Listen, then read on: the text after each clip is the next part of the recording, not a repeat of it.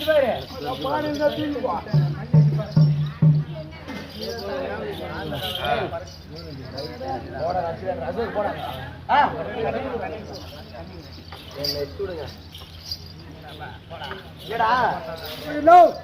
சொல்றா தம்பி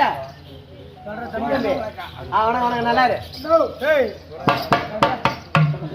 எனக்கு திருமணம் ஆகி எனக்கு திருமணம் ஆகி 9 ஆண்டுகளாக 9 ஆண்டு ஆமாங்க 9 ஆண்டுகளாக எங்க மாமனார் மாமியார் எனக்கு செய்ய வேண்டிய சீர் வரிசை எதுவுமே செய்யல ஏண்டா யாரு கேக்குறேன் ஆமாயா என்ன பண்றது கூட்டாரு எங்க குடுக்குறாங்க போய் என்ன அப்படின்னு சொல்லிட்டு கேட்டேன் அண்ணா என்ன செய்த ஒரு நாள் எங்க மாமனார் போன் பண்ணாரு மருமவனே என் பொண்ணை கூப்பிட்டுட்டு வீட்டுக்கு வாடா அப்படின்னு போன் பண்ணாரு சரி மாமனார் என்ன போன் பண்றாரு என்னங்க விஷயம் கேட்டேன் மருமவனே எனக்கு திருப்பதிக்கு வேண்டுதல் இருக்கு அப்படின்னு சொன்னாரு அதான் என்ன வேண்டுதல் பொண்ணை திருமணம் செய்தா நான் திருப்பதிக்கு வந்து நான் உனக்கு காணிக்கை செலுத்துறேன் என்ன காணிக்கடா முடிதான் வேற என்ன செய்யறாங்க மொட்டை அண்ணே அப்படின்னு சொல்லிட்டு எங்க மாமனார் போன் பண்ணாரு உடனே நான் என்ன பண்ணேன் 500 ரூபாய் நோட்டு 200 நோட்டு 100 ரூபாய் நோட்டு 100 ரூபாய் நோட்டு 50 ரூபாய் நோட்டு 20 ரூபாய் நோட்டு 20 ரூபாய் நோட்டு 10 ரூபாய் நோட்டு இந்த சில்லற பணத்தை பூரா பீரோல வச்சு பூட்டிட்டு பீரோல இருந்து 1 ரூபாய் பணம் எடுத்து பாயில போட்டு போறேன் 1 ரூபாய் பணத்தை எடுத்து பாயில போட்டு நேரா போனேன் அண்ணே அப்படி போன உடனே திருப்பதிக்கு போலாம் போய் என்ன பண்ண மொட்டை மாமனாருக்கு மொட்டையை போட்டு மாமனாருக்கு அப்ப நீ மொட்டையை போடல மாமனார் வேண்டுது அண்ணே மொட்டையை போட்டு அங்கிருந்து சாமி தரிசனம் செய்தேன் சரி அங்கிருந்து நேரம் வந்த உடனே ஊருக்கு போற பஸ் நாங்க லேட்டா வந்ததால பஸ் மிஸ் ஆயிடுச்சு அப்படி மிஸ் ஆன உடனே எங்க மாமனார் கேட்டாரு மருமவனே நான் எடுத்துட்டு வந்த பணம் பூரா காலி ஆயிடுச்சு உன்கிட்ட பணம் இருந்தா கொடு கேட்டாரு 3 நாள்ல பணம் வச்சுக்கிறேன் எவ்வளவு வச்சுக்கிறா 1 ரூபாய் பணம் 1 ரூபாய் பெருத்த பண்டாப்பா அந்த 1 ரூபாய் எடுத்து கொடுத்தேன் எங்க மாமனாருக்கு இன்னும் போனாரு இடையில போய் ஒரு பொட்டி கடையில 1 ரூபாய்க்கு வெத்தல 1 ரூபாய்க்கு பாக்கு 1 ரூபாய்க்கு சுண்ணாம்பு அந்த வாங்கின உடனே ஆளுக்கு பாதி போட்டோம் ஆளுக்கு பாதி வெத்தல பாக்கு ஏதோ மிருதங்காரி அண்ணே எடுத்து போட்டோம் 1 ரூபாய் பணம் கொடுத்து வாங்கிடுவேன் இந்த சுண்ணாம்பு கீழே போடக்கூடாது அப்படின்னு சொல்லிட்டு என்ன பண்ண ஆளுக்கு பாதி வாயில அப்படம்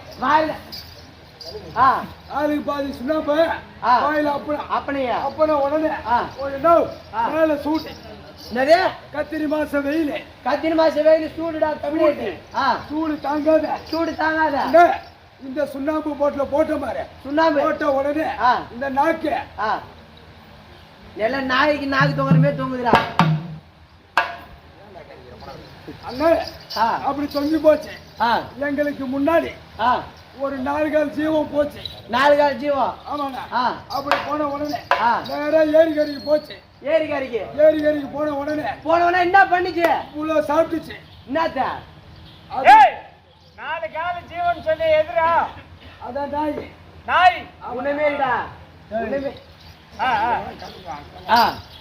அண்ணே அதுவும் நாங்க தொங்க போட்டு ஓட்டு போச்சு ஏரிகரைக்கு போய் அவ்வளவு சாப்பிட்ட உடனே அந்த நாய்க்கு உள்ள போயிடுச்சு நாக்கு மாமனார இதுதான் சரியான வயசு சீக்கிரம் முடியலையா மணி 4 மணி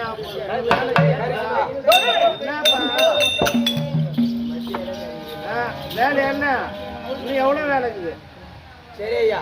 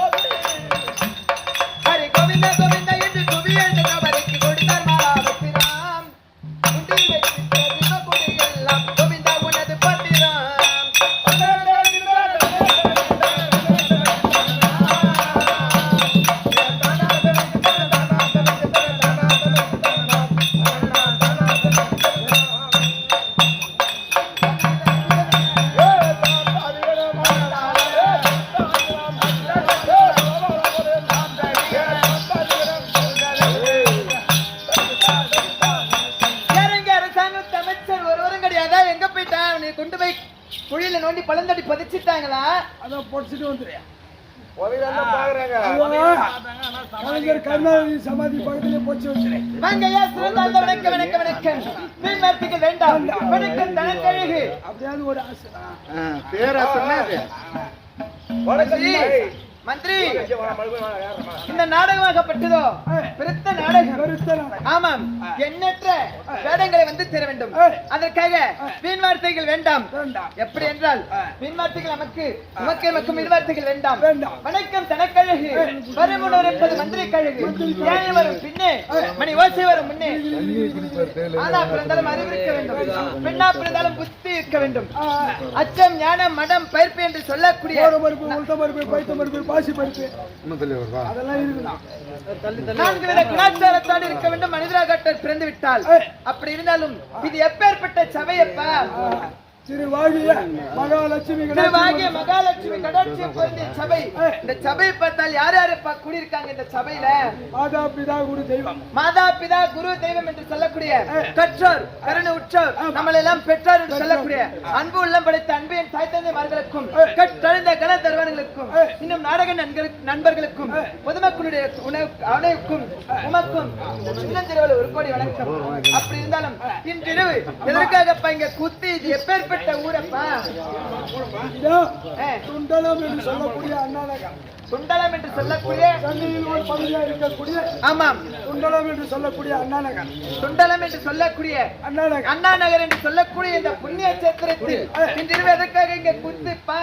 வீரபத்ர சாமிக்காக வேண்டி. எப்படி என்றால் வீரபத்ரன் என்று சொல்லக்கூடிய சுவாமிக்காக இன்றிரவும் மறுநாள் இரவும் நமக்காக 2 இரவு நாள் கேளிக்கை வைத்திருக்கிறா. அவர்கள் எப்படிப்பட்டவர்கள்? திரண்ட மேலவர் சிறியவர் நாம் இங்கு சேரினும் உருண்ட வாயுதரும் பொன்னுருளை உருண்டுருள் ஓடின வருண்ட கல்லையும் தன்மிர ஆட்சியை இயல்புபோல் வருண்ட தன்மையும் ஆற்றுவாரனே வழக்கு. இதுக்கு விளக்கம் தெரியுமாப்பா? வழக்கு எப்படி போட்டுக்கிறேன் கோர்ட்டில் நாளைக்கு. எப்படி என்றால் திரண்ட மேலவர்கள் என்றால் இது அமர்ந்திருக்கார் அல்லவா? இவர்கள் எல்லாம் திரண்ட மேலவர்கள். சிறியவர் என்றால் நாம நரகக்கரையில் அனைவரும் சிறியவர்கள். இங்க நாம் கூடியிருக்கோம் அல்லவா? இவர்கள் எல்லாம் எதற்கு ஒப்பானவர்கள்? தங்கத்திற்கு ஒப்பானவர்கள்.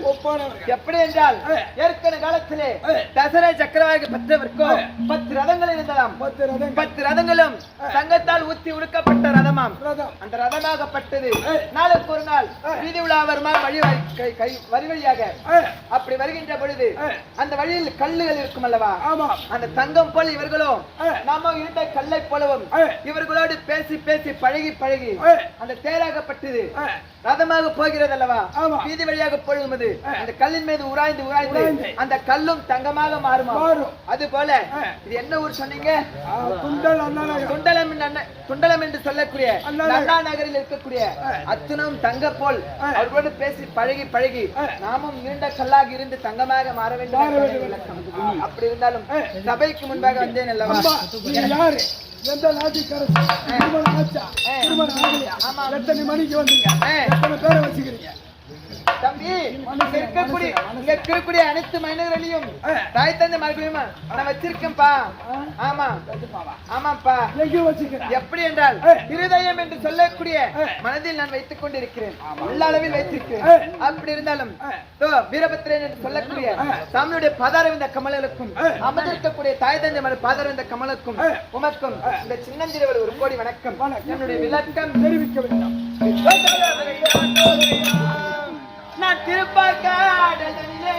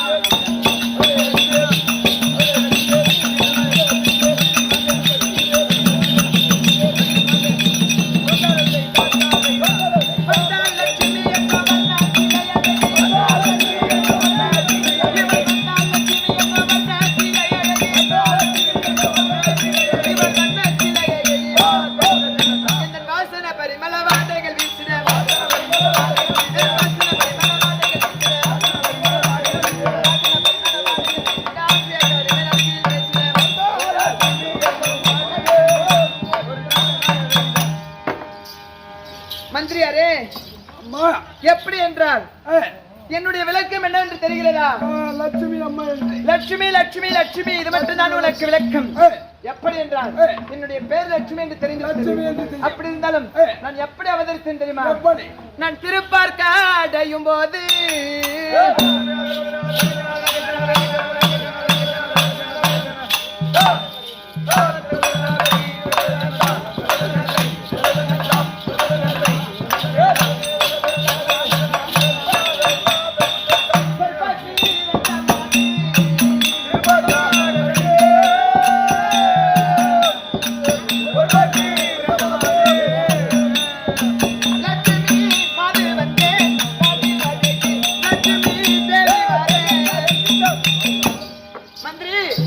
அதுவென்ன என்னுடைய பேரோ லட்சுமி லட்சுமி என்று விளக்கம் தெரிந்திருக்கிறது. அப்படி இருந்தாலும் திருப்பார் கடலை ஒரு பாண்டமாகவும் மேருகிரி என்ற மலை மத்தாகவும் வாசுகி என்ற பாம்பை கயிறாகவும் தேவாதிகள் ஒரு புறமும் அசுராதிகள் ஒரு புறமும் அமிர்தம் கடைந்தார்கள். அப்படி அமிர்தம் கடையும் பொழுதே அதிலே 5 பெண்கள் பிறந்தோம். அப்படி 5 பெண்களுக்கு முன்னதாக காமதேனு என்று சொல்லக்கூடிய காமதேனு கற்பக விருட்சம் சங்கு சக்கரம் என்று சொல்லக்கூடிய 32 விருதுகளோடு பிறந்ததுக்கு அப்படி பிறந்திருந்தாலும் நானும் 5 பெண்கள் பிறந்தோம் என்று சொன்னோம் அல்லவா? 5 பெண்கள் யார் யார் என்றால் லட்சுமி, இந்திராணி, தாரை, மண்டாதிரி, அகலிகை என்று சொல்லக்கூடிய 5 பெண்கள் பிறந்தோம். அப்படி 5 பெண்கள் பிறந்தாலும் எனக்கோ திருமணமாகிவிட்டது. எப்படி என்றால் இவள் குடிசை மாறி கோவிந்தன் பாரி நான் கோவிந்தன் பாரி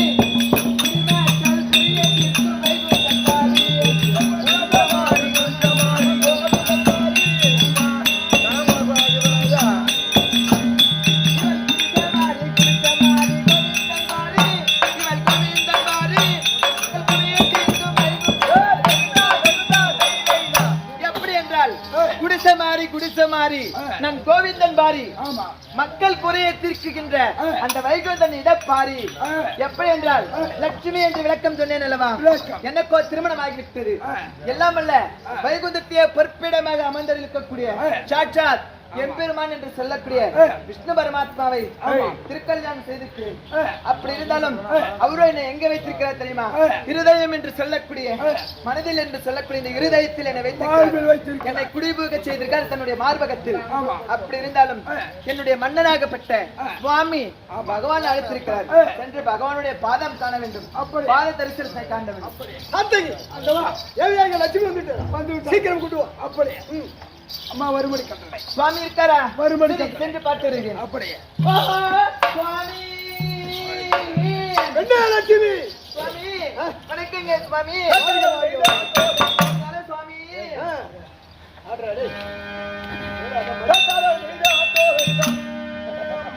தண்டுலப மாலையதை தோளில் கண்டேன். தாயான இந்த திருமகளை உன்னாக கண்டேன்.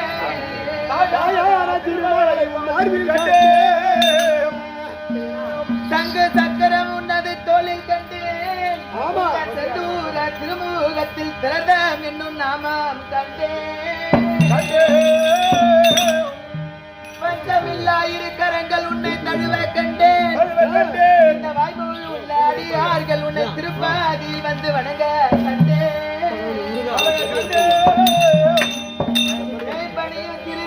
மாமலையில் விட்டிருக்கும் எங்கள் திருவேண்டா ஜனபதியின் பாதம்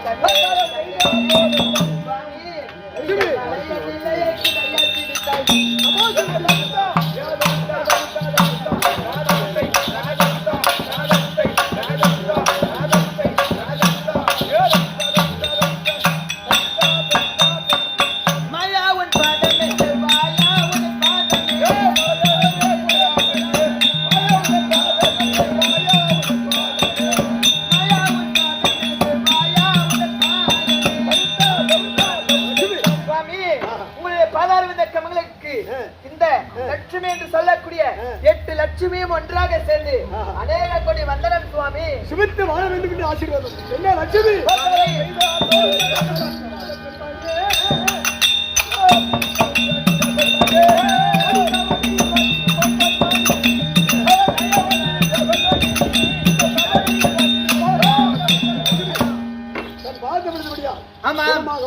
உங்கள் ஆசீர்வாத சித்தம் இருந்தாலும் ஒரு கருத்தாட்சி. இந்த பாராட்டவையிலே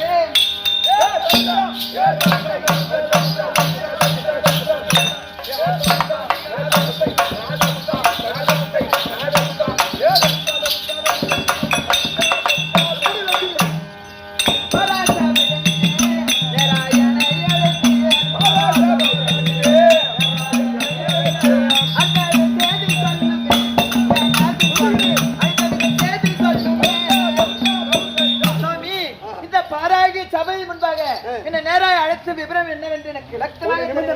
ஆமாம் இல்லமா கிரகத்திலே நான் பார்வதி குரல் கேட்கிறது. எப்பொழுது பார்த்தாலும் உமக்கு தங்கை தங்கை தங்கை என்று தங்கை ஞாபகமே ஏற்பட்டு விட்டது. நான் சென்று பாதுகாத்து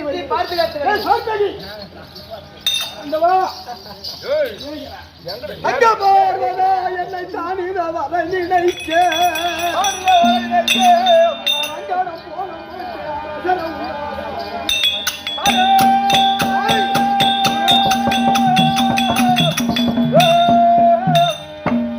உங்குமானவரே சென்று ஒரு நொடிக்குள் சென்று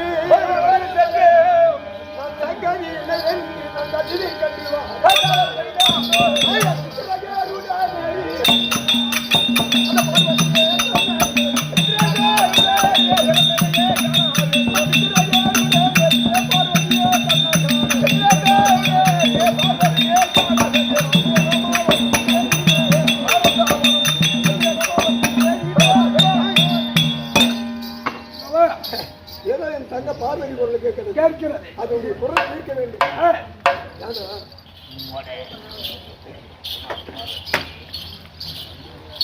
அங்கோ